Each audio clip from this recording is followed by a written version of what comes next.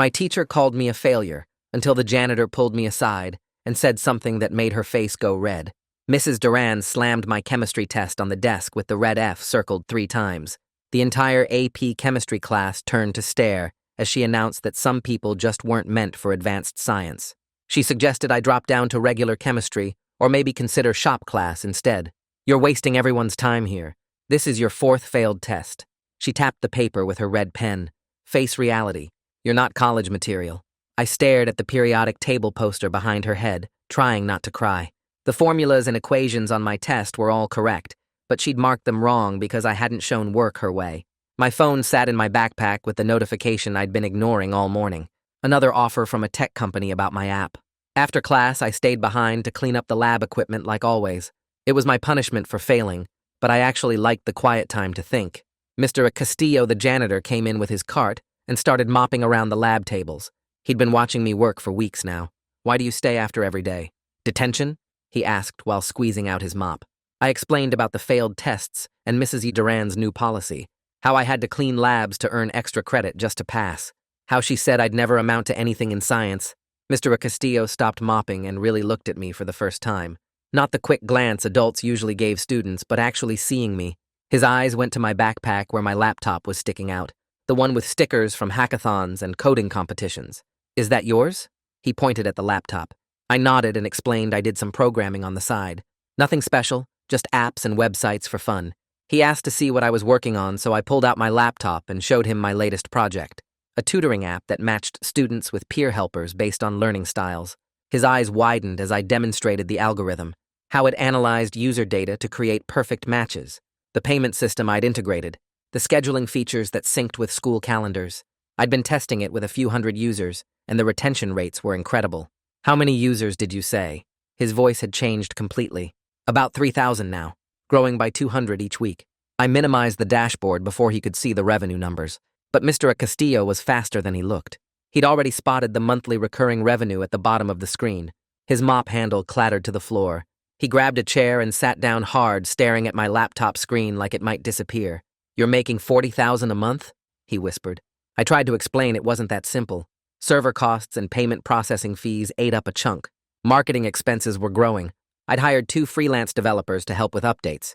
But yeah, the profit margins were still pretty solid for a side project. Side project?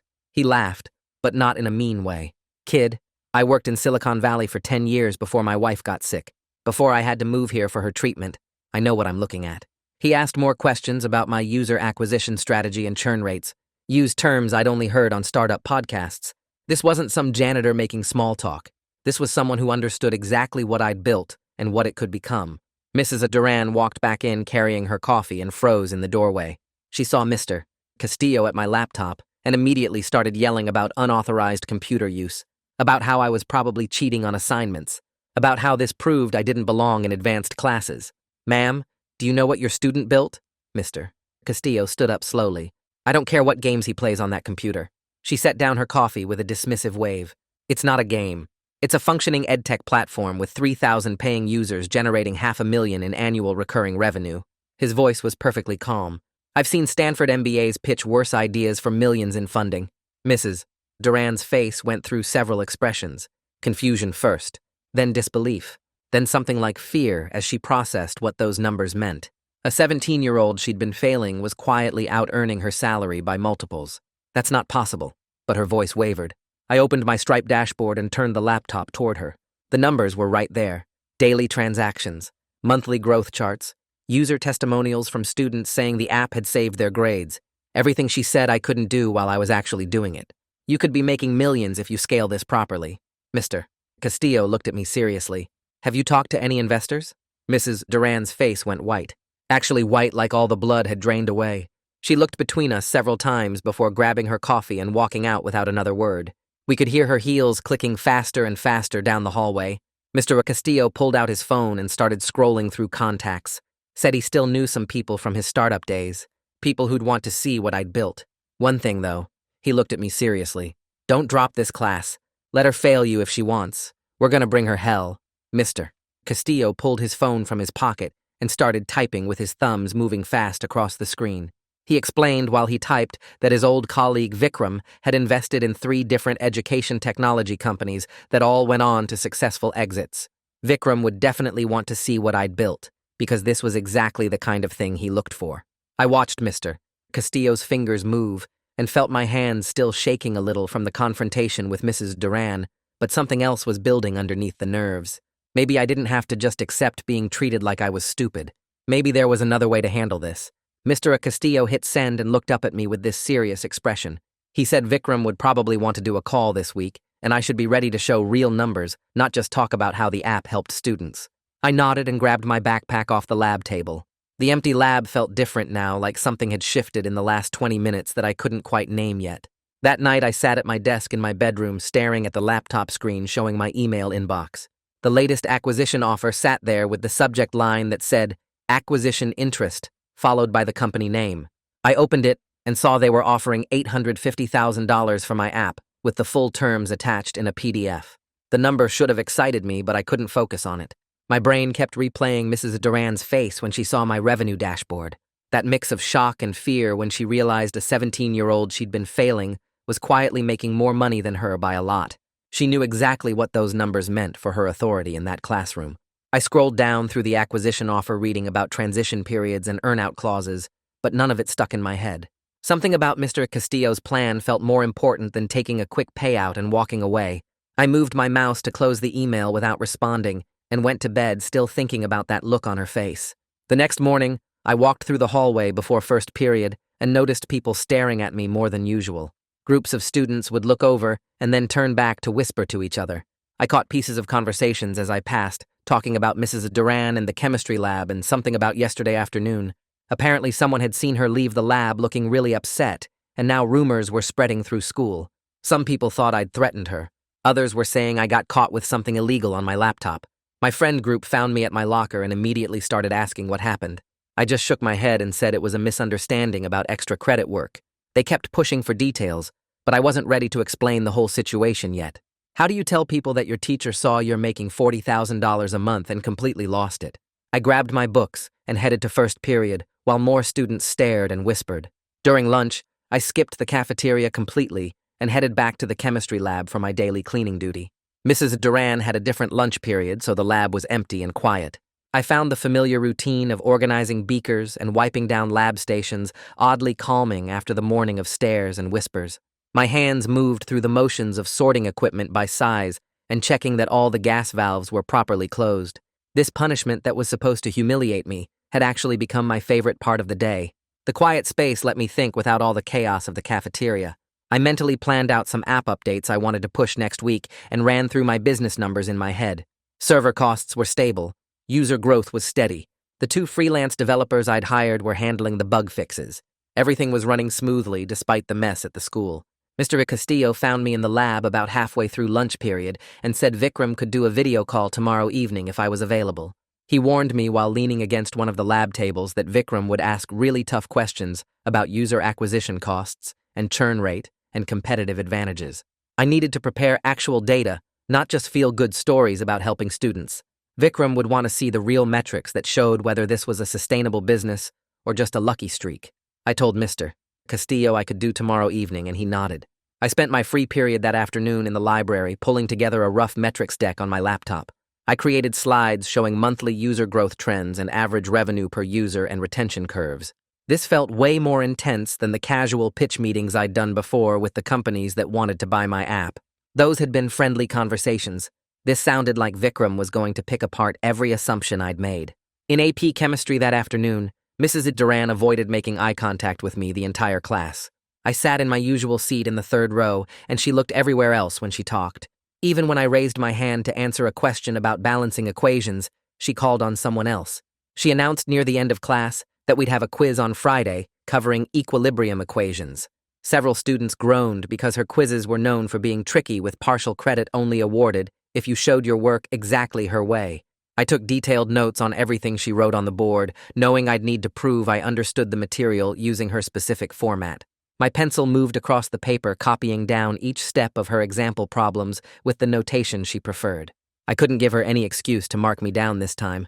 After school, I stayed late in the computer lab working on my metrics presentation for Vikram.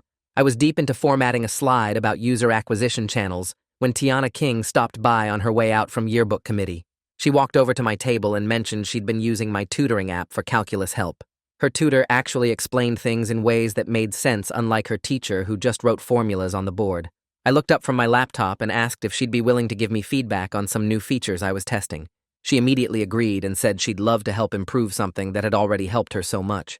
We exchanged contact info, and she said to just send her a message when I had stuff ready to test. Having actual users who appreciated the app reminded me why I'd built it in the first place. That evening, I practiced my pitch for Vikram using my laptop camera recording myself. I tried to sound confident but not cocky about what I'd built. My talking points covered user growth trends and the matching algorithm's success rate and average session ratings. I explained the monthly recurring revenue and realistic projections for scaling if I had more resources. When I watched myself back on the video, I looked and sounded way more professional than I felt inside, like I was playing the role of a startup founder rather than actually being one. I recorded 3 more practice runs, trying to sound more natural and less rehearsed. By the 4th take, I was getting better at just explaining things clearly without overthinking every word. The video call with Vikram happened the next evening in my bedroom, with my laptop propped up on my desk. He appeared on screen and looked exactly as intense as Mr. Castillo had warned. Vikram pulled apart my user acquisition strategy right away, asking how much each channel cost and what the conversion rates were. He questioned my customer lifetime value calculations and pointed out that my profit margins would get squeezed significantly if I had to hire real employees instead of freelancers. Every time I answered one question, he had 3 more ready. He wanted to know about competitive threats and why students wouldn't just use free alternatives. What made my matching algorithm actually better than random assignment? Why I thought I could scale this without it falling apart. But after an hour of tough questions, he said the core product was solid and the market timing was good. He wanted to introduce me to 2 other people who might be interested in investing or advising. The call ended, and I sat there feeling exhausted, but also validated. Vikram had taken me seriously as a real business, not just a kid's hobby project. Friday morning, I walked into AP Chemistry and took Mrs. Duran's equilibrium quiz. I deliberately showed every single step of my work, using exactly the format she'd demonstrated in class earlier that week. Each problem got broken down with clear labels for the initial conditions and the equilibrium expression and the ICE table and the final calculation. It felt slow and inefficient compared to how I naturally solved problems, but I forced myself to follow her system precisely. The problems themselves were straightforward, and I knew this material cold. The real test was whether I could stop solving things my own way and prove I understood her approach. I finished with time to spare and used the extra minutes to review every line, making sure my notation matched her examples. Walking out of class, I felt cautiously hopeful that maybe this time she wouldn't have an excuse to mark me down. The weekend stretched ahead, and I had investor emails to respond to and app updates to review, but for now, I just wanted to believe I'd done enough to pass her test. During lunch that same Friday, I sat in the cafeteria with my laptop open and drafted an email to Joyce Hendricks. I kept my tone professional and focused on specific examples rather than just complaining about unfair treatment. I attached scans of 3 previous chemistry tests where my answers arrived at correct solutions, but got marked wrong because I used different methods than Mrs. Duran demonstrated in class. Each attachment had my work circled in red, with her comments about improper format or missing steps, even though the final answers matched the textbook solutions exactly. I explained that I believed the grading was inconsistent and based on methodology preferences rather than actual understanding of the material. Before hitting send, I added Mr. Castillo to the CC line as a witness to our previous conversation about my app and the confrontation with Mrs. Duran. My finger hovered over the send button for a solid minute while I reread everything twice, checking for any hint of disrespect or accusation that could backfire. Finally, I clicked send and closed my laptop, feeling my heart beat faster. 2 hours later, during my free period, I checked my email and found a response from Joyce already waiting. She asked me to come to her office Monday after school and said she was requesting that Mrs. Duran also attend to discuss the grading concerns. The email was professionally neutral, but the speed of her response and the fact she was bringing Mrs. Duran in made it clear she was taking this seriously. I forwarded the email to Mr. Castillo with a quick thanks for supporting me.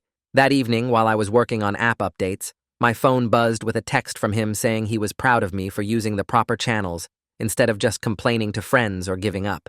He offered to attend the Monday meeting as a faculty advocate if I wanted someone there besides just me and Mrs. Duran and Joyce. Saturday morning, I started building a comparison document that showed my work side by side with the textbook approach for each disputed problem.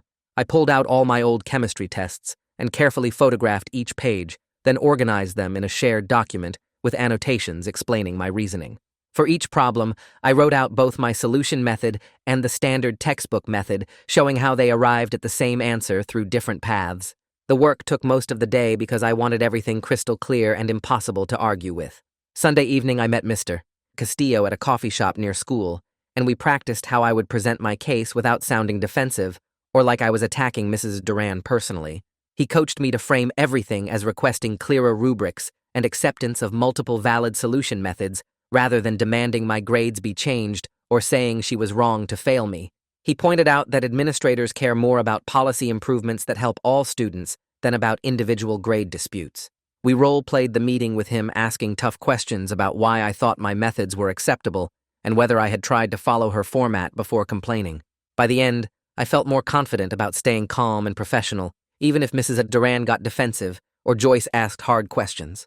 Sunday night around 11, I opened my email to find a message from Vikram asking for detailed financial breakdowns of my app business. He wanted server costs broken out by provider and usage tier, payment processing fees calculated as both flat amounts and percentages, developer expenses itemized by project with hourly rates, customer acquisition costs separated by channel, showing how much I spent on each marketing method and how many users came from each source. The level of detail he requested made me realize how informal my bookkeeping had been up to this point. I tracked revenue obsessively because seeing the numbers grow was exciting, but my expenses were scattered across 3 different credit cards and 2 bank accounts with no organized system. I opened a spreadsheet and started pulling transaction histories from every account, trying to categorize each expense properly. Server costs were easy because I had monthly bills from the same providers. Developer payments were mostly straightforward because I used the same freelance platform. But marketing expenses were a mess of small transactions for Facebook ads and Google ads and Instagram promotions that I had to dig through individually. By 1 in the morning, I had a rough P&L statement that showed my actual profit margins were thinner than I thought once I accounted for everything properly. The $40,000 in monthly revenue looked impressive, but after subtracting $12,000 for servers, and $8,000 for developers, and $6,000 for marketing, and another $3,000 for payment processing fees, and random other costs, I was actually netting closer to $11,000 per month. Still good money for a high school side project, but not the massive success the gross revenue number suggested. I sent the spreadsheet to Vikram at 2 in the morning, then collapsed into bed. Monday morning, my alarm went off at 6, and I felt like I had been hit by a truck. 3 hours of sleep after a weekend of stress and preparation left me barely functional. During first period English, I kept nodding off while my teacher discussed symbolism in some novel we were reading. She stopped mid-sentence and asked if I was feeling okay. I mumbled something about staying up late working on a project, and she gave me a concerned look, but moved on. Sitting there fighting to keep my eyes open, I realized I was trying to do too many things at once, and something had to give. Running a growing business that generated real revenue and fighting academic battles with teachers and maintaining good grades in all my other classes was not sustainable. The investor diligence and the school meeting happening on the same day felt like the universe forcing me to choose priorities, but I was not ready to give up on either path yet. At lunch, I pulled out my phone and drafted an email to Vikram asking if we could push our next scheduled call from Monday evening to Wednesday evening. I explained I had an important school meeting Monday afternoon that I needed to prepare for properly, and I wanted to give both things my full attention rather than rushing through one to get to the other. I hit send expecting him to be annoyed about the delay, but his response came back within minutes. He said Wednesday worked fine and added that seeing me prioritize school commitments actually increased his confidence in my judgment and maturity. Most founders he worked with were so obsessed with their startups, they let everything else fall apart, which usually led to bad decisions from exhaustion and tunnel vision. The response made me feel better about the choice, like maybe protecting my academic standing was not just defensive, but actually strategic for long-term credibility. An investor who respected that I took school seriously was probably an investor worth working with. Monday afternoon at 3:30, I walked into Joyce Hendrick's office and found her sitting behind her desk with Mrs. Duran already seated in one of the chairs facing her. Mr. Castillo arrived a minute later and took the seat next to me. Joyce thanked everyone for coming and explained she wanted to discuss the grading concerns I had raised to see if we could find a resolution that worked for everyone. Mrs. Duran immediately jumped in, defending her rubric as necessary for AP exam preparation. She said the College Board expected students to show specific types of work and use standard notation, so she had to enforce those requirements strictly to prepare students for the actual test. I waited for her to finish, then calmly pulled out my comparison documents and walked through 3 examples where I had correct answers marked wrong. I showed how my methods were mathematically valid and arrived at the same solutions as the textbook approaches, just using different intermediate steps. Joyce asked detailed questions about whether the AP exam actually required one specific methodology or just correct answers with clear reasoning. Mrs. Duran admitted the exam did not mandate one particular method, but insisted students needed consistency to avoid confusion, especially weaker students who might get lost trying to learn multiple approaches. The discussion went back and forth for nearly an hour, with me staying calm and focused on the documentation, while Mrs. Duran got increasingly defensive about her teaching methods. Finally, Joyce held up her hand and proposed a compromise. I could complete a multi-part demonstration assessment that would show I understood the material using both Mrs. Duran's preferred methods and alternative approaches. If I could prove genuine understanding through multiple formats, then my grade should reflect that competency rather than just methodology compliance. The compromise meant 3 separate assessments over the next 2 weeks. First, an oral explanation, where I would walk through my problem-solving process out loud, answering questions about my reasoning. Second, a timed written test using Mrs. Duran's exact format with every step labeled and notated exactly as she demonstrated in class. Third, a lab practical, where I would demonstrate applied understanding by actually conducting experiments and analyzing results in real time. If I passed all 3 components, Joyce would recalculate my grade to reflect actual competency rather than format compliance. It was definitely more work than just retaking one test, but it also felt fairer than being forced to abandon approaches that worked for how my brain processed problems. Mrs. Duran agreed to the plan, but her expression made it clear she was not happy about it. Mr. Castillo gave me an approving nod as we left the office. By Tuesday morning, the rumor mill had apparently decided I was either a genius entrepreneur or running some kind of scam. I heard whispers in the hallways about how much money I was supposedly making with wild speculation, ranging from a few thousand to millions. During passing period between 2nd and 3rd period, someone showed me a post on the school's anonymous gossip app, claiming I had paid someone else to build my app and was just taking credit for their work. The accusation stung badly, because I had written every single line of the original code myself, spending hundreds of hours learning frameworks and debugging problems and iterating on features. Tiana found me between 3rd and 4th period, looking stressed, and told me she had already posted a response on the app, explaining that she used my tutoring service, and it was completely legitimate and helpful. She said several other students had backed her up in the comments, but I could tell from her tone that the social credibility damage was already done. People love drama more than truth, and a scandal about a student entrepreneur cheating was way more interesting than a boring story about someone who actually built something useful. That evening around 7, my phone buzzed with an Instagram DM from Tiana. She said she was willing to publicly vouch for my app and explain in detail how it helped her if that would counter the cheating accusations. She mentioned that several of her friends also used the platform regularly, and they were all happy to speak up about how it was a legitimate tutoring service that matched them with peer helpers, not some way to cheat on assignments or buy test answers. I appreciated her offer and told her I was grateful she had my back, but asked her to hold off on any public statements for now. The last thing I wanted was to drag other students into drama with teachers who might retaliate against anyone defending me. Mrs. Duran already had it out for me, and I did not want her taking shots at Tiana or anyone else just because they supported my business. Tiana sent back a thumbs-up emoji and said she understood, but the offer stood if I changed my mind. Wednesday evening, I sat at my desk with my laptop open, waiting for Vikram's video call to start at 7. My P&L spreadsheet was pulled up on one monitor and my user dashboard on the other. The call connected, and Vikram appeared on screen wearing a casual button-down shirt and sitting in what looked like a home office. He got straight to business, asking me to share my screen and show him the P&L breakdown. I walked him through each line item, starting with revenue, and he immediately stopped me to ask about my revenue recognition policy and whether I was booking monthly subscriptions up front or recognizing them over time. I had to admit, I had been just tracking cash as it came in without thinking about proper accounting rules. He spent the next 20 minutes explaining accrual accounting and why it mattered for understanding my actual financial health. Then he moved to expenses and questioned every single category. Why was I spending so much on marketing when word of mouth seemed to be driving most growth? How much were my server costs per user, and was that sustainable as I scaled? What were my freelance developers actually building, and could I justify their hourly rates? He wanted to see detailed metrics on user cohorts, showing how students who signed up in different months behaved differently. He asked about retention curves and what percentage of users were still active after 1 month, 3 months, 6 months. He wanted a breakdown of which marketing channels actually drove quality users who stuck around versus users who signed up and never came back. I scrambled to pull data from different places trying to answer his questions, but kept running into gaps in my tracking.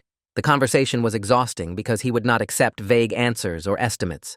He wanted specific numbers, and when I did not have them, he explained why those metrics mattered and what I should be measuring. By the time we finished 2 hours later, my head hurt, but I had filled 3 pages of notes about what data I needed to start tracking properly. Vikram said my business fundamentals looked solid, but my data infrastructure was way too informal for someone thinking about raising money or scaling seriously.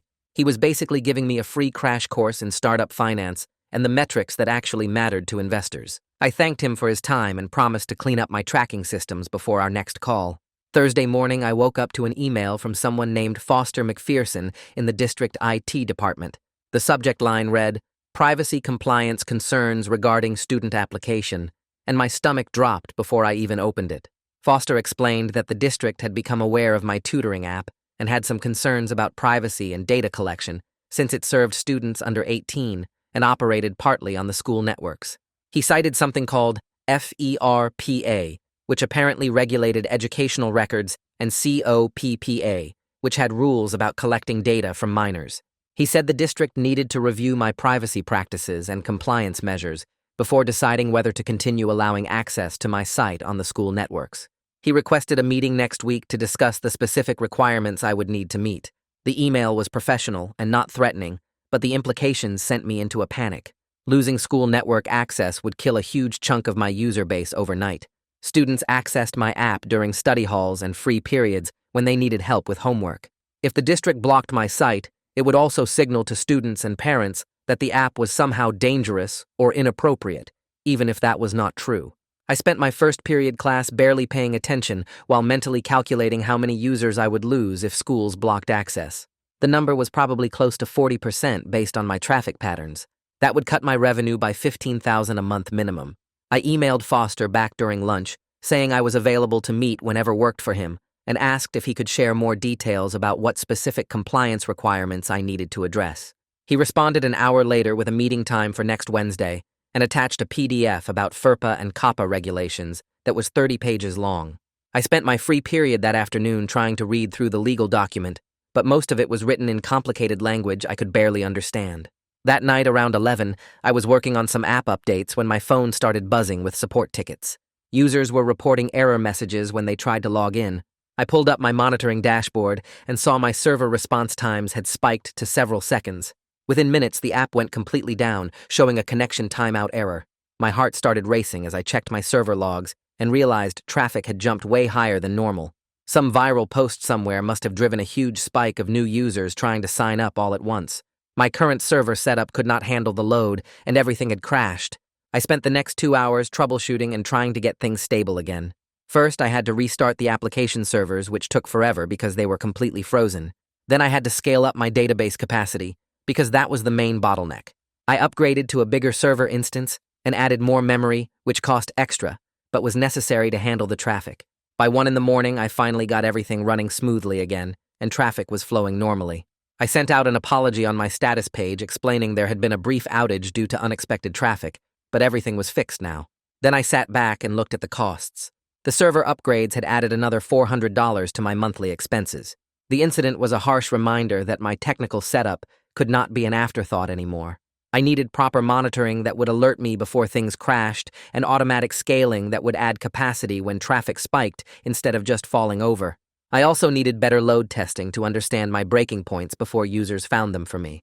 A longer outage would have damaged my reputation with users who depended on the app for homework help. I made notes about infrastructure improvements I needed to make, then stumbled to bed. I woke up at 3 in the morning, still sitting at my desk with keyboard marks pressed into my face. Friday after school, I headed to the chemistry lab for my usual cleanup duty and found Mr. Castillo already there organizing supplies. He said he wanted to help me prepare for Monday's oral assessment by playing the role of a tough examiner. We spent the next hour going through equilibrium problems from my textbook. He would read a problem, and I would start solving it out loud, explaining each step. Then he would interrupt with pointed questions about why I chose that particular approach and how I would explain my reasoning to someone who learned the material differently. At first, I got defensive, trying to prove my method was better, but he kept pushing back, asking me to consider the perspective of a student who found my shortcuts confusing. He made me walk through the same problems using the standard textbook format, showing all the intermediate steps I normally skipped. It felt slow and tedious, but I started to see how someone without my intuition might need those extra steps to follow the logic. His coaching helped me realize the oral assessment was not about defending my preferred method as superior. It was about demonstrating I understood the material well enough to explain it multiple ways, depending on what a student needed. By the end of the session, I felt more confident about Monday. Mr. Castillo reminded me to stay patient, even if Mrs. Duran tried to rattle me with nitpicky questions. The goal was to prove I knew the chemistry, not to win an argument about teaching methods.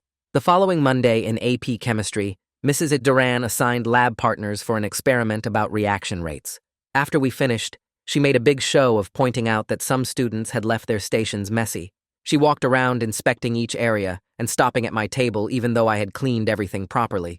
Then she announced loudly that I would stay after to clean up not just my station, but also the stations of several other students who had actually made the messes. She added a comment about how students who question authority need to prove their commitment to the class through extra effort. Everyone turned to stare at me and a few people smirked. I felt my face getting hot, but bit my tongue and just nodded. After class ended, I started gathering dirty beakers and wiping down the other lab tables while my classmates filed out. The work was not hard, but the public humiliation stung. Mrs. Duran sat at her desk, grading papers and occasionally glancing up to make sure I was working. About 20 minutes into the cleanup, Mr. Castillo walked past the open classroom door with his cleaning cart. He paused and looked in, seeing me scrubbing lab tables while Mrs. Duran watched. His expression shifted to something like disapproval, and he shook his head slightly before continuing down the hallway. The small gesture of solidarity made me feel less alone, even though he did not say anything. Tuesday afternoon, I showed up to Mrs. Duran's classroom after school for the first part of my demonstration assessment. Joyce Hendricks was already there, sitting in a student desk near the back with a notepad. Mrs. Duran had prepared 5 equilibrium problems written on the whiteboard, ranging from simple to complex. She told me to work through each one out loud, explaining my reasoning step by step and showing how I could solve them using both the standard textbook approach and alternative methods that achieved the same result. I started with the first problem, which involved calculating equilibrium concentrations from initial conditions and an equilibrium constant. I walked through the standard ICE table method, labeling initial concentrations, changes, and equilibrium values. Then I showed how you could also set up the same problem using a system of equations if you understood the underlying algebra. Mrs. Duran interrupted, asking why I had written the equilibrium expression a certain way and whether my notation was standard. I explained my notation matched the textbook, but I could write it differently if that was clearer. She asked several more questions about terminology and whether I was using proper significant figures. I stayed patient and answered everything carefully.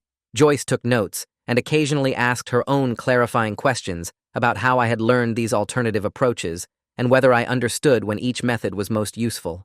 The second and third problems went similarly, with me demonstrating multiple solution paths and Mrs. Duran finding small things to question. By the fourth problem, which involved a complex multi-step equilibrium, I could tell Joyce was satisfied I knew the material. She asked me to explain how I would teach this concept to another student who was struggling, and I walked through how I would break it down into smaller pieces. The fifth problem was the hardest, involving temperature effects on equilibrium, and I had to really think through my explanation. But I managed to show both the thermodynamic approach using Le Chatelier's principle and the mathematical approach using the Van't Hoff equation. By the end of the hour session, I felt like I had proven my understanding, even if Mrs. Duran would not admit it. Joyce thanked me for my time and said she would review her notes with the administration. Wednesday afternoon, I met Foster McPherson in the district office downtown. His office was small and cluttered with computer equipment and binders of policy documents. Foster turned out to be surprisingly reasonable, and not at all the bureaucrat I had worried about. He explained that because my app served students under 18, and operated partly on the school networks, the district had a responsibility to make sure it met privacy regulations. He walked me through FERPA, which protected student educational records, and COPPA, which required parental consent for collecting personal information from anyone under 13. Since my app had users as young as 14, I needed to get explicit parental consent before collecting any data. I also needed a clear privacy policy explaining what information I collected, how I used it, and who had access to it. Foster said I should consider an external security audit to verify my data protection practices met industry standards. The requirements were not impossible, but they would take serious time and possibly money to implement properly. Requested Reds is on Spotify now. Check out link in the description or comments.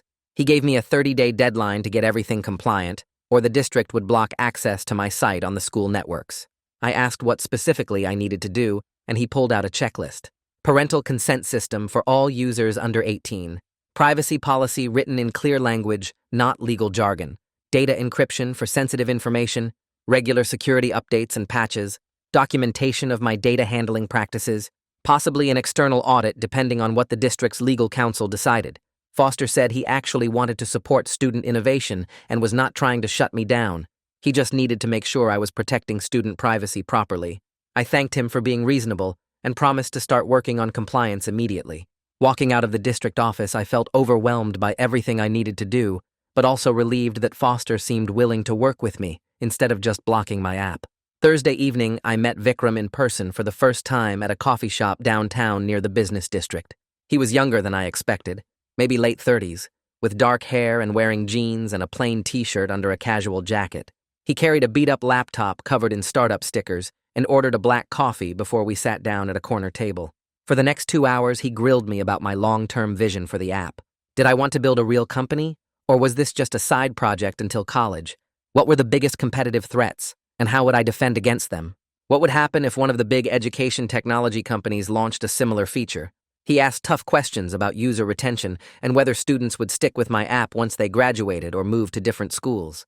His hardest question came about an hour in, when he asked what would happen to my users if I sold to one of the companies that had made acquisition offers. Would the new owners keep running the platform the same way, or would they shut it down and absorb the users into their existing products? Had I thought about the responsibility I had to students who depended on my app for homework help? The question caught me off guard, because I had been thinking about acquisition offers purely in terms of money and what I could do with it. I had not really considered what would happen to the 3,000 students using my service every week. Vikram said that was exactly the kind of thinking that separated entrepreneurs who built lasting companies from people who just wanted a quick exit. He told me about a founder he had invested in years ago who turned down a big acquisition offer because he felt responsible to his users and wanted to keep building something that actually helped people. That company eventually became worth way more than the initial offer, and the founder never regretted his decision. By the end of our conversation, I realized I had not thought nearly enough about the ethical implications of my decisions. Vikram said he was interested in investing, but wanted to see me develop a clearer vision for what I was building beyond just growing revenue numbers. Friday evening, Tiana texted, asking if I wanted to meet at the library to discuss the compliance requirements Foster had given me. She said she had invited a few other students who used my app regularly, so we could get their input on the parental consent system I needed to build. I showed up around 6 and found Tiana at a study table with 3 other students I recognized from the school. She introduced them and explained they were all active users who had agreed to give me honest feedback. I pulled up my laptop and showed them the mock-up I had started designing for a parental consent flow. Parents would get an email explaining what data the app collected and asking them to approve their student's account. The students immediately pointed out problems with my design. One girl said her parents barely checked email and would probably never see the consent request. Another student said his parents did not speak English well and would be confused by the technical language in my draft policy. A third student said the whole process seemed annoying and would probably make some kids just not use the app rather than deal with getting their parents involved. I asked how they would make it better, and they started brainstorming ideas. Make the consent process work on phones, since parents were more likely to see and respond to a text message than an email. Write the privacy policy in simple language that anyone could understand, not legal terms. Maybe offer an in-person consent option at the school for parents who wanted to ask questions. They gave me brutally honest feedback about how the requirements would affect real users, but also acknowledged the privacy protection made sense. One student pointed out that her parents would actually feel better about her using the app if they knew it had been reviewed for safety. By the end of the hour, I had pages of notes about how to make compliance less painful for users.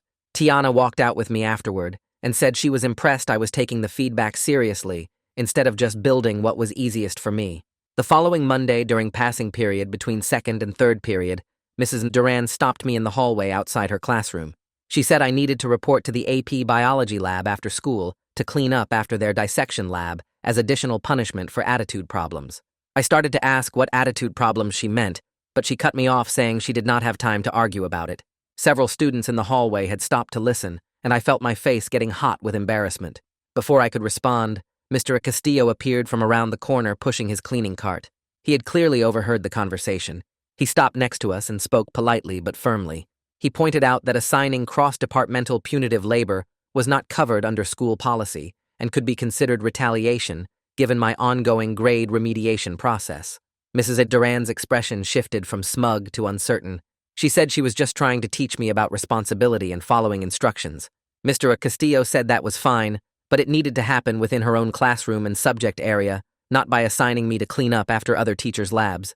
He suggested if she had concerns about my attitude, she should document them properly and discuss them with administration, rather than creating unofficial punishments. Mrs. Duran looked between us for a moment, then said she would think about it, and walked back into her classroom. But before she left, she shot me a look that made it clear she was not done finding ways to make my life difficult. The hallway had gone quiet with students watching the whole exchange. Mr. Castillo gave me a small nod and continued pushing his cart down the hall like nothing had happened. I stood there for a moment feeling grateful, but also worried about what Mrs. Duran would try next. Tuesday afternoon, I got an email from someone named Rachel Chen, who ran a local education blog. She said she heard through the grapevine about a high school student running a successful tutoring platform and wanted to interview me about student entrepreneurship. I stared at the email for a few minutes trying to figure out who had been talking about me. The attention felt good in a way, but also made my stomach tight with worry. I had no idea if publicity would help my situation or make everything worse with Mrs. Duran and the school. I forwarded the email to Vikram with a quick message asking what he thought. His response came back within an hour, saying I should hold off on any press until after the compliance issues were completely resolved and my academic situation was stable. He said media attention could complicate things with the district and with Mrs. Duran if she felt like I was trying to embarrass her publicly. I wrote back to Rachel saying I appreciated the interest but needed to focus on the school right now. Wednesday morning, Joyce Hendricks stopped me in the hallway before first period. She told me she had arranged for another AP chemistry teacher to observe Mrs. Duran's class as part of a routine peer review process. Her face stayed completely neutral when she said it, but the timing was obvious. I felt this weird mix of feelings. Part of me was glad someone was finally checking on how Mrs. Duran taught and graded, but another part felt guilty because I never meant to get her in trouble with administration. I just wanted fair treatment for myself. The situation kept getting bigger and more complicated than I intended. I thanked Joyce and headed to class, trying not to think about how Mrs. Duran would react when she found out about the observation. Over the weekend, I finally finished implementing the new parental consent flow on my app. I pushed the update live Saturday morning and then sat at my desk watching the analytics dashboard. My conversion rate started dropping almost immediately. Users who would have signed up before were now hitting the parental consent requirement and bouncing. By Sunday evening, the numbers showed a 30% drop in new signups. I did the math in my head and realized I was losing roughly $12,000 in monthly recurring revenue by doing the right thing. Watching those revenue numbers decline in real time felt physically painful. My chest got tight, and I kept refreshing the dashboard, hoping the trend would reverse. But Foster's deadline was firm, and the alternative was losing school network access entirely, which would kill way more than 30% of my business. I closed my laptop and tried to focus on the long-term play instead of panicking about short-term losses. Monday morning, I opened my email and found a message from a company called EduTech Solutions offering $1.2 million to acquire my app outright. The number was way higher than the previous offers I had gotten.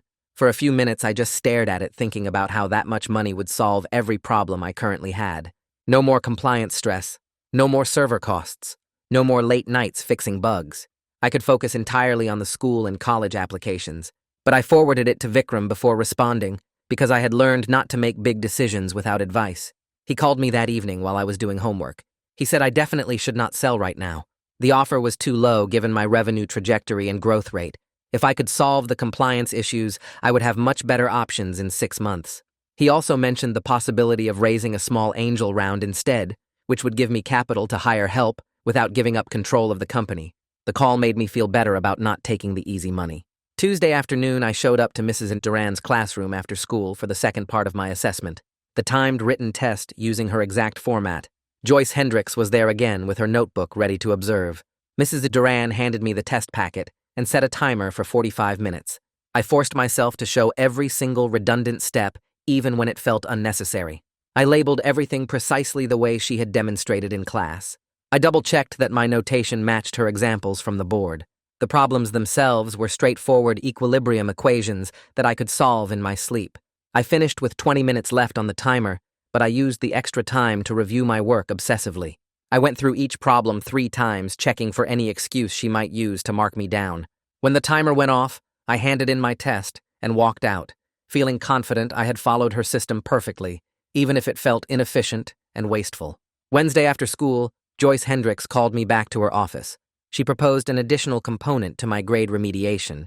She wanted me to go back through my previous failed tests and annotate my work to show the connection between my methods and the standard textbook approaches.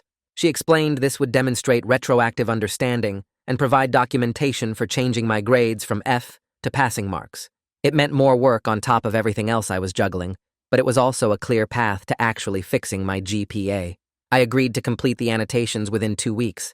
I spent the next several evenings after school sitting in the library with my old chemistry tests spread out on the table. I wrote detailed annotations explaining each step of my problem-solving process and how it related to the methods in the textbook. The work was tedious and sometimes made me angry. I had to justify approaches that I knew were correct, but that Mrs. Duran had marked wrong. I had to explain why my shortcuts worked and show that I understood the longer standard methods too.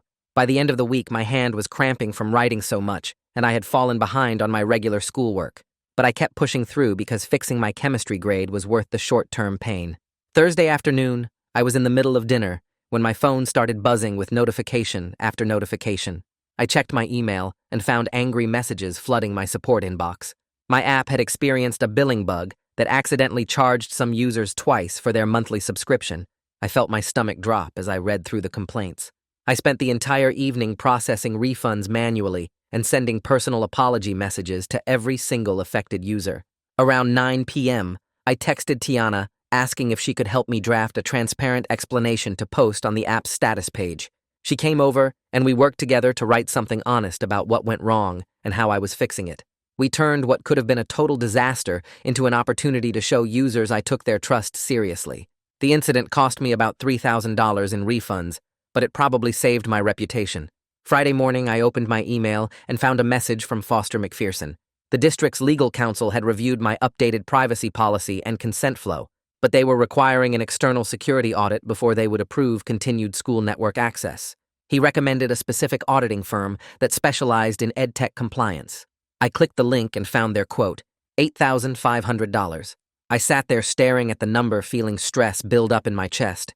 Most of my revenue went right back into server costs and development work. I did not have that kind of money just sitting around. I would have to either take on debt or sell equity way earlier than I wanted. The compliance requirements kept getting more expensive and complicated. That evening my phone rang and Vikram's name showed up on the screen. He said he had been thinking about my situation and wanted to offer to fund the security audit. In exchange, he would give me a small convertible note, basically a loan that would convert to equity later if I raised a proper funding round. He explained the terms were founder-friendly and the interest rate was reasonable, but it meant I would be taking on my first real investor obligation with actual legal documents and responsibilities. I told him I needed to talk to my parents first. We all sat at the kitchen table that night while I explained what a convertible note was and what Vikram was offering.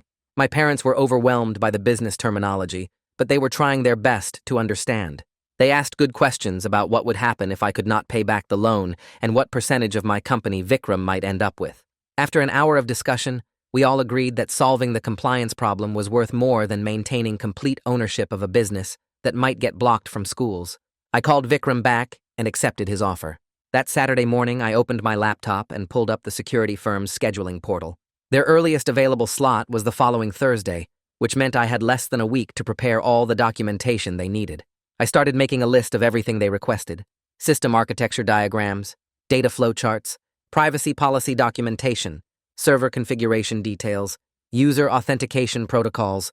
The list kept growing, and I realized how much of this stuff I'd been handling informally in my head instead of writing it down properly. I spent 6 hours that day just documenting how my database was structured and what information I collected from users. Every table, every field, every relationship between different pieces of data. My parents brought me lunch at my desk because I forgot to eat. By evening, I had a 20-page document that looked almost professional, like something a real company would have instead of a high school side project. Sunday, I worked on the security measures documentation, how I encrypted passwords, how I handled payment information, what logs I kept, and how long I stored them. The auditors wanted to see my incident response plan, which didn't exist, so I had to create one from scratch. What would I do if someone hacked the database? How would I notify affected users? What backup systems did I have in place? Writing it all out made me realize how much I'd been winging it, trusting that nothing bad would happen instead of preparing for when it did. I finished the documentation package Sunday night and emailed it to the security firm, then collapsed into bed feeling like I'd just completed a full semester project in 2 days. Monday morning, I walked into school and found an email from Joyce Hendricks asking me to come to her office during my free period. The subject line said, "Formal complaint review," and my stomach dropped. I knew what this was about before I even opened the message. Mrs. Duran had filed an official complaint claiming I'd been disrespectful and insubordinate. The email attached a copy of her written statement describing how I'd refused to complete assigned cleaning duties and how Mr. Castillo had interfered with her classroom management. She made it sound like I was some problem student who challenged authority instead of someone who'd been unfairly punished. I sat through first and second period barely paying attention, my mind spinning through how to respond. During my free period, I went to Joyce's office, and she had me sit down with a serious expression. She explained that any formal complaint required a full inquiry with documentation and witness statements. I would need to provide my version of events in writing. Mr. Castillo would be interviewed as a witness. The whole process could take 2 weeks to resolve. I felt anger rising in my chest because this was so obviously retaliation for me standing up for myself, but Joyce's calm professionalism kept me from exploding. After the meeting, I found Mr. Castillo in the maintenance office and told him what happened. He shook his head and said he'd expected this. He reminded me that I'd been documenting everything properly while Mrs. Duran had been acting on emotion, and that would matter when Joyce reviewed all the evidence. He told me to stay calm and let the process work, not to give Mrs. Duran any real ammunition by actually being disrespectful now. I wrote my statement during lunch, carefully describing each incident and attaching the dates and details I'd been keeping in my phone notes.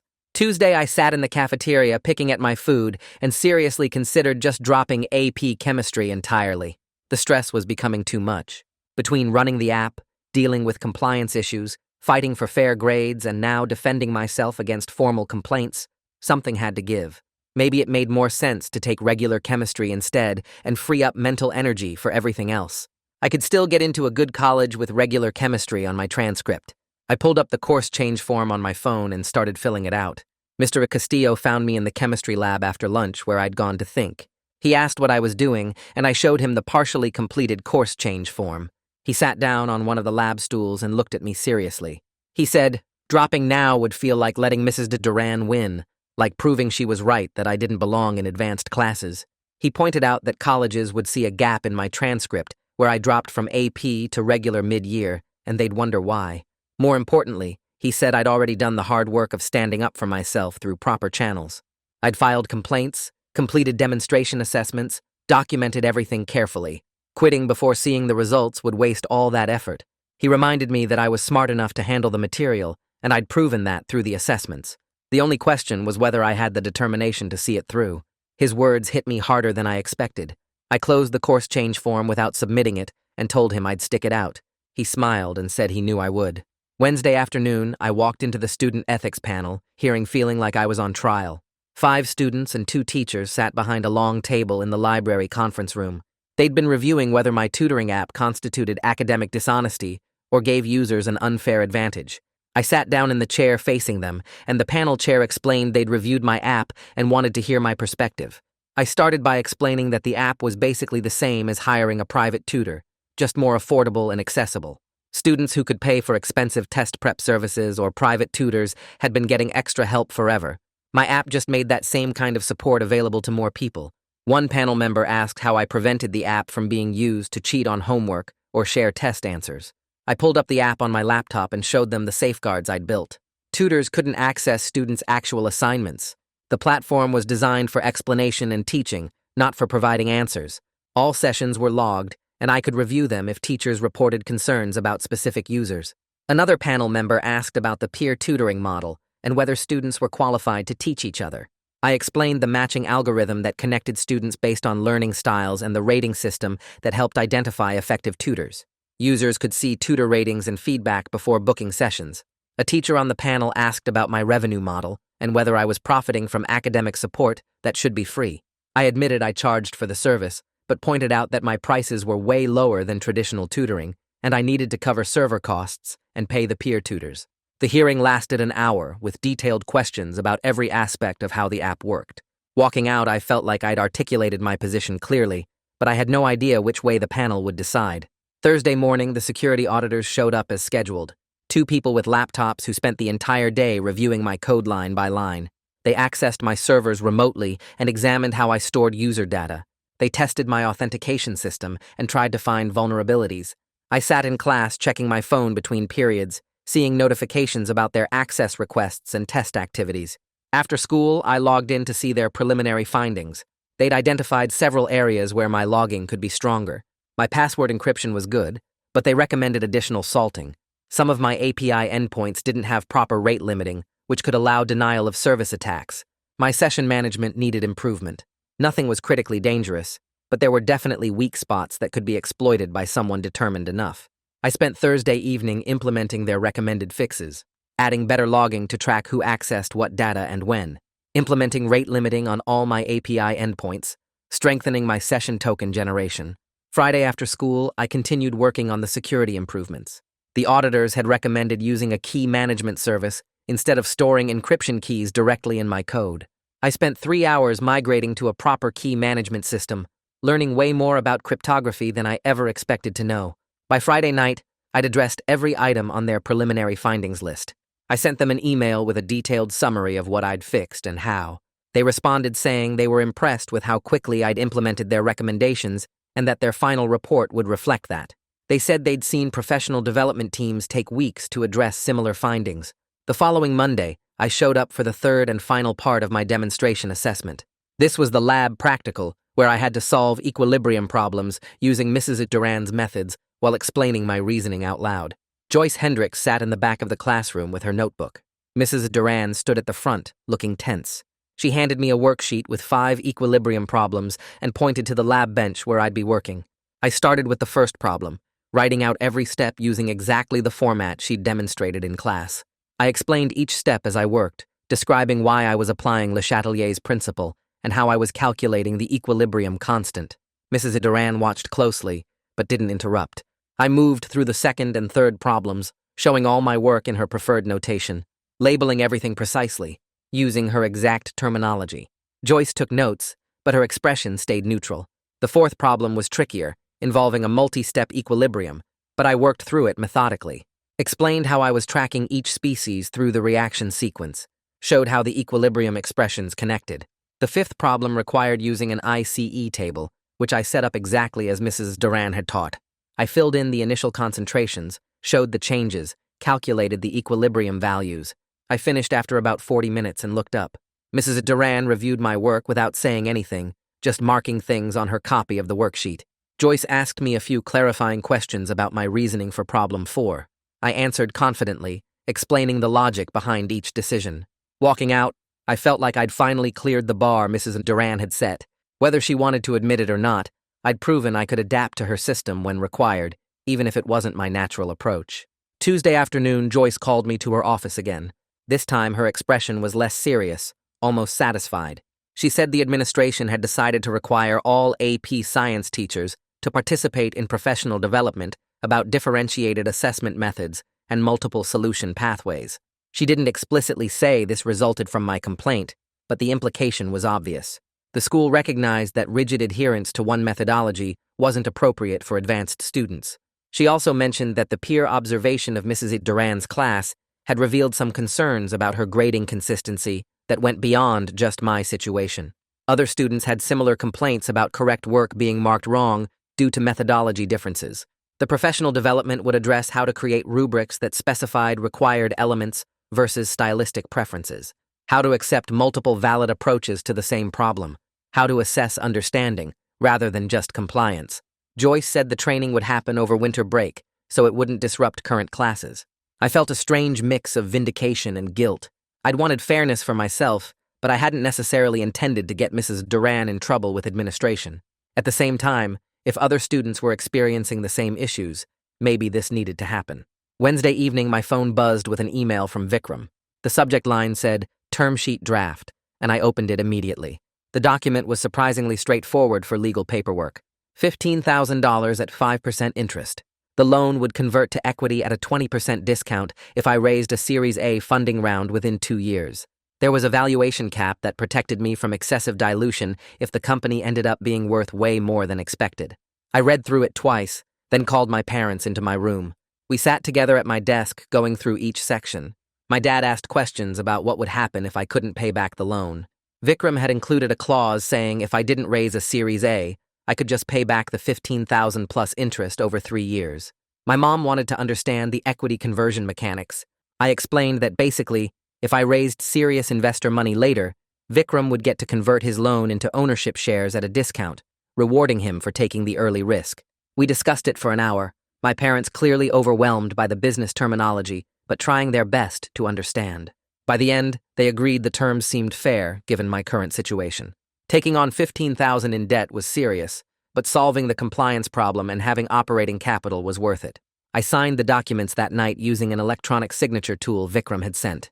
Seeing my name on official investment paperwork felt surreal. This wasn't just a side project anymore. This was real financial responsibility with legal obligations. Thursday morning, I woke up to an email from Foster McPherson. The subject line made my heart race. Security audit results and network access approval. I opened it immediately. The security audit had passed with only minor recommendations, all of which I'd already addressed. The district's legal counsel had reviewed the updated privacy policy and consent flow. They were approving continued school network access for my app. The relief was so intense, I actually felt dizzy. I'd been genuinely worried about losing a huge chunk of my user base and the credibility hit that would come with being blocked from schools.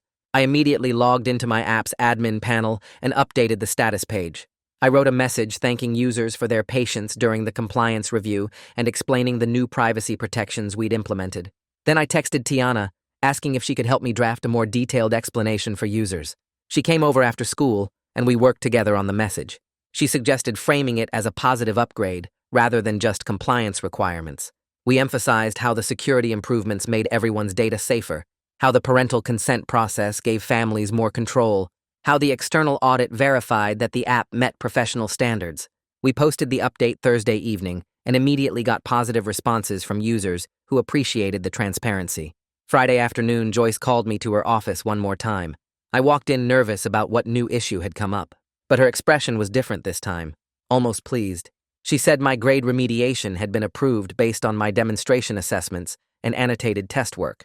My chemistry grade would be changed from F to C+, with the possibility of raising it to B- if I maintained strong performance on upcoming assignments.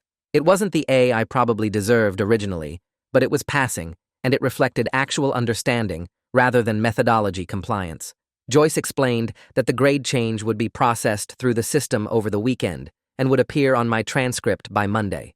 She also mentioned that Mrs. Duran's formal complaint had been dismissed after reviewing all the documentation and witness statements. The inquiry had found that my behavior was appropriate and that Mr. Castillo's intervention was justified. I felt a complex mix of relief and satisfaction and residual frustration. Relief that my grade was fixed and I wouldn't fail the class. Satisfaction that the system had ultimately worked, even though it took way too much effort. But also frustration that I'd had to fight so hard for basic fairness, that I'd spent weeks documenting and appealing and defending myself just to get credit for work I'd done correctly in the first place. Walking out of Joyce's office, I felt exhausted but also proud. I'd stood up for myself through proper channels, and it had actually worked.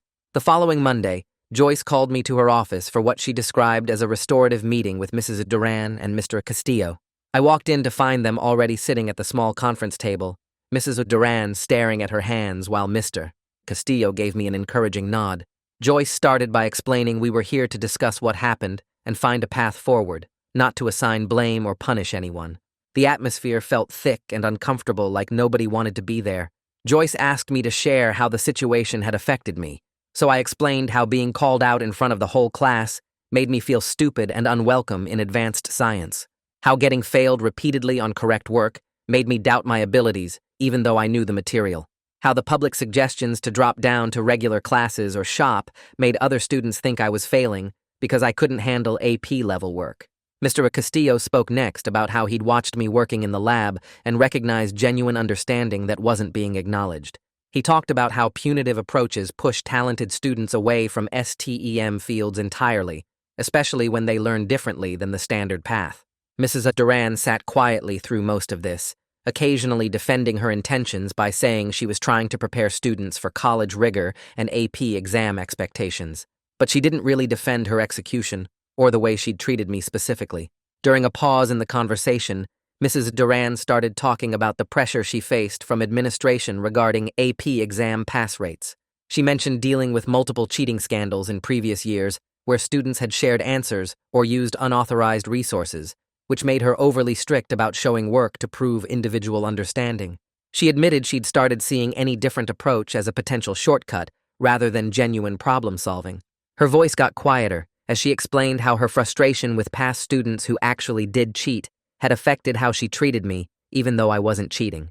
The explanation didn't make what she did okay, but it helped me understand she wasn't just being cruel for no reason. She was dealing with her own professional stress and responding badly to it.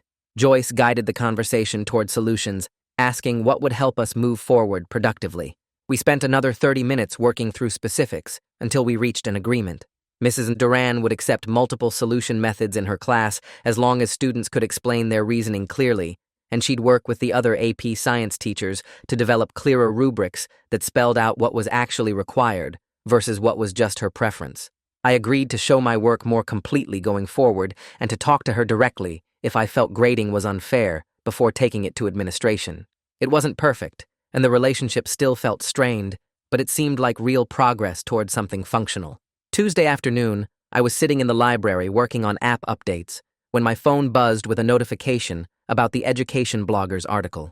She'd published a piece about student entrepreneurship and the challenges of running a business while in high school, keeping me anonymous, but covering the compliance issues and the tension between innovation and school rules. The article asked whether schools should support or restrict student business ventures, presenting both perspectives fairly. I read through it twice, feeling relieved she hadn't turned it into some dramatic exposé about my specific situation with Mrs. Duran. By evening, the article had generated some discussion in local education circles based on the comments section, but nothing close to the media circus I'd worried about. Several teachers actually stopped me in the hallway over the next few days to say they'd read it and found it thought-provoking. Wednesday evening, I sat at my desk finalizing the paperwork for Vikram's convertible note, reading through the terms one more time before signing electronically. The next morning, I checked my business bank account and saw the $15,000 had transferred overnight. I immediately logged into my accounting software and paid the security auditing firm their full invoice of $8,500. Then I set aside $3,000 for the next quarter's server costs and allocated $2,000 for hiring part-time customer support help to handle the growing volume of user questions. Having real investor capital felt different from just collecting revenue from users. There was an added weight of responsibility to use the money wisely and show actual results that justified Vikram's confidence in me. I created a detailed budget spreadsheet breaking down every category of spending and shared it with Vikram during our weekly video check in that evening. Thursday after school, I met Tiana in the library, along with 2 other students who used my app regularly. We sat at a corner table, and I explained my idea for formalizing a student advisory board that could provide ongoing feedback about features and help shape the product direction. Tiana immediately volunteered to coordinate the group and said she could recruit other users from different grade levels and subject areas to make sure we heard diverse perspectives. One of the other students suggested we create a private Discord server where board members could discuss issues and vote on feature priorities. The conversation energized me in a way that looking at revenue dashboards never did. Building something that actually helped people felt more meaningful than just watching numbers go up. We spent an hour brainstorming how the advisory board would work and what kinds of input would be most valuable. Friday morning during announcements, the principal's voice came over the intercom, recognizing several staff members for going above and beyond. When she mentioned Mr. Castillo receiving a commendation for mentoring students and supporting their academic success, I looked across the cafeteria during lunch and caught his eye. I mouthed, "Thank you," and he just nodded with a small smile, looking genuinely pleased, but not making a big deal of the recognition. His quiet support throughout this whole mess had made all the difference between me giving up and actually fighting for fairness. The following week in AP Chemistry, I noticed Mrs. Duran's behavior toward me had shifted to something more neutral and professional. She wasn't warm or encouraging, but she also wasn't singling me out for criticism or piling on extra punishment. When I raised my hand to ask a question about equilibrium constants, she answered it directly and clearly, without any sarcasm or dismissive comments. When I turned in my lab report, she graded it based on the actual content and scientific reasoning, rather than looking for methodology excuses to mark me down. The relationship wasn't friendly, and probably never would be, but it was finally functional enough that I could learn without constant stress. Over the next few weeks, my chemistry performance stabilized with consistent grades in the B+ range on quizzes and tests. I wasn't acing everything, but I was demonstrating solid understanding of the material, and more importantly, I was learning it in ways that would actually help me when the AP exam came around in May. My confidence in science classes slowly rebuilt as I realized I could succeed when the playing field was level and the grading was fair. The whole experience taught me that sometimes you have to fight for basic fairness, even when it's exhausting and stressful. But it also showed me I was capable of handling that fight and coming out okay on the other side. By mid-November, Foster sent a final clearance email confirming my app met all district compliance requirements and would continue to have school network access with quarterly monitoring reviews going forward.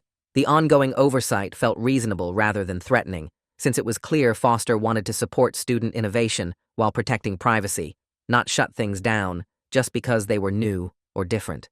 My user growth resumed its upward trajectory over the following weeks, though, with slightly thinner profit margins due to the compliance costs I'd added. The parental consent flow and security measures reduced my monthly revenue by about $12,000, but I accepted that as the price of running a legitimate operation that respected user privacy and followed the rules. When December finals rolled around, I walked into the AP chemistry exam room with my calculator and pencil case, feeling more prepared than I'd felt all semester. The exam covered everything from stoichiometry to equilibrium constants, and I worked through each problem methodically, showing my steps clearly but not obsessively. Some questions I solved using Mrs. Duran's preferred methods, and others I approached differently when it made more sense, confident that the AP graders would accept multiple valid solution paths. 3 hours later, I handed in my test booklet and left the room exhausted, but satisfied that I'd demonstrated actual understanding of the material. 2 weeks later, when final grades posted, I logged into the student portal and saw a B in AP chemistry for the fall semester. Not the A I might have earned if the grading had been fair from the start, but a solid passing grade that proved I belonged in advanced science and kept my college applications on track. My overall GPA dropped slightly from the earlier failed tests, but sitting there staring at that B, I felt something bigger than grade point disappointment. I'd stayed in the class when everyone, including Mrs. Duran, expected me to quit, and I'd proven to myself that I could handle unfair treatment without giving up on what mattered. During winter break, I finally used some of Vikram's investment money to hire actual help instead of trying to do everything myself. I posted job listings for a part-time customer support person and a part-time developer, and within a week, I'd interviewed 5 candidates and hired 2 college students who'd both built similar projects. The support person was a sophomore at the state university who'd worked customer service at a tech startup, and the developer was a junior computer science major who'd created her own tutoring marketplace app that never quite took off. Both of them were excited to work on something that actually helped people instead of just another generic social media clone, and they started immediately handling the daily operational work that had been eating up my evenings and weekends. Having real team members meant I could finally sleep more than 5 hours a night for the first time in months. I'd been running on caffeine and stress for so long that I'd forgotten what it felt like to wake up actually rested, instead of dragging myself out of bed to handle support tickets before school. In early January, Joyce Hendricks sent an email to the entire school about new grading guidance for advanced courses. The message emphasized that teachers should accept multiple valid solution methods and provide clear rubrics that distinguished between required elements and stylistic preferences. She didn't mention my situation specifically, but the timing was obvious, and over the next few days, 3 different students approached me privately, to say thank you for pushing back against unfair grading because they'd experienced similar issues in other AP classes.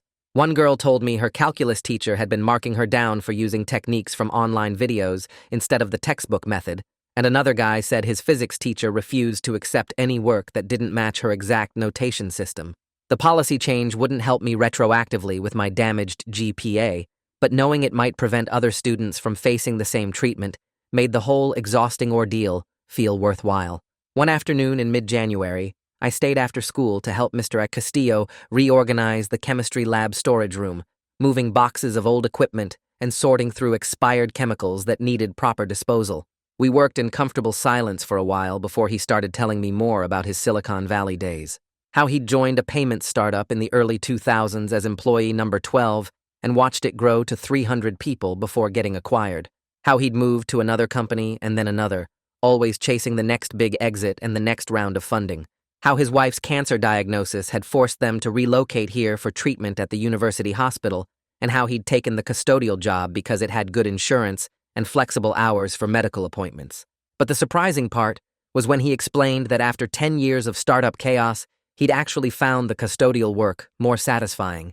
He could see the direct impact of his efforts every day, could help students like me without the politics and pressure of chasing investor metrics. I thanked him for believing in me when I didn't believe in myself, for seeing past the failed test grades to recognize what I'd actually built. He just shrugged and said he saw someone being treated unfairly and decided to do something about it, like that was the most natural thing in the world. Our friendship had become one of the unexpected gifts from this whole mess, proof that sometimes the most important support comes from the places you least expect. That evening, I sat at my desk working on a new feature for my app when a support ticket came through from a student I'd never interacted with before.